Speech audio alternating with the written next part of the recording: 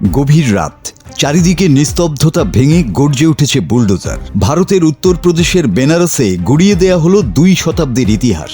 Kashi model railway station সম্প্রসারণের নামে ভেঙে ফেলা হলো 200 বছরের পুরনো ঐতিহ্যবাহী আজগাইব শহীদ মসজিদ।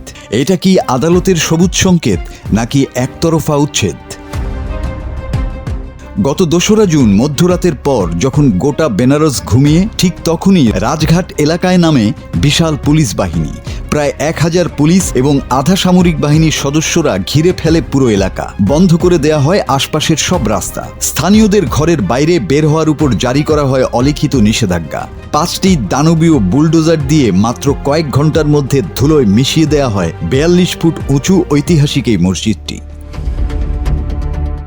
কিন্তু কেন এই আকস্মিক অ্যাকশন? রেলওয়ে কর্তৃপক্ষের দাবি, প্রায় 400 কোটি রুপির মেগা স্টেশন উন্নয়ন প্রকল্পের মাঝখানে বাধা হয়ে দাঁড়িয়েছিল এই কাঠামো। প্রশাসনের দাবি, মসজিদটি সম্পূর্ণ অবৈধভাবে রেলওয়ের নিজস্ব জমিতে গড়ে উঠছিল। সব ধরনের আইনি প্রক্রিয়া এবং আদালতের চূড়ান্ত নির্দেশ মেনেই এই উচ্ছেদ অভিযান চালানো হয়েছে বলে দাবি করেছে যোগী আদিত্যনাথের প্রশাসন। তবে এই যুক্তি মানতে নারাজ স্থানীয় বাসিন্দা ও মুসলিম সংগঠনগুলো। তাদের অভিযোগ, কোনো পূর্ব নোটিশ ছাড়া আত্মপক্ষ সমর্থনের সুযোগ না দিয়ে রাতের অন্ধকারে এই কাপুরুষোচিত অভিযান চালানো হয়েছে। 200 বছরের পুরনো আবেগ, ইতিহাস আর সংলগ্ন কবরস্থানের পবিত্রতা রক্ষার কোনো সুযোগই দেয়া হয়নি স্থানীয়দের। মানবাধিকার কর্মীদের মতে, এটি উত্তরপ্রদেশের বিতর্কিত বুলডোজার নীতিরই আরেকটি নির্মম বহিঃপ্রকাশ। वो मैं तो क्या बताऊं कि मेरी शहादत हो जाए, मर जाए, वो बेहतर है ये ना बेहतर है जो हम देख रहे हैं।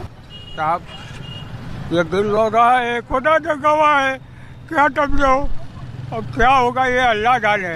ये हुकूमत का अल्लाह खैर करे कि क्या होने वाला है और क्या हम लोग का होने वाला है। একটি উন্নয়ন প্রকল্প আর তার নিচে চাপা পড়ে যাওয়া 2 শতাব্দীর ধর্মীয় ও সামাজিক ঐতিহ্য। আইনি বৈধতার আড়ালে এই ভাঙচুর কি শুধুই নগর উন্নয়ন, নাকি এর পেছনে রয়েছে অন্য কোনো রাজনৈতিক উদ্দেশ্য? বেনারসের এই ঘটনা আবারও উস্কে দিল ভারতের ঐতিহ্য ও উন্নয়ন সংঘাতের এক পুরনো বিতর্ক। মাসুদ হাসান, বাংলা টিভি।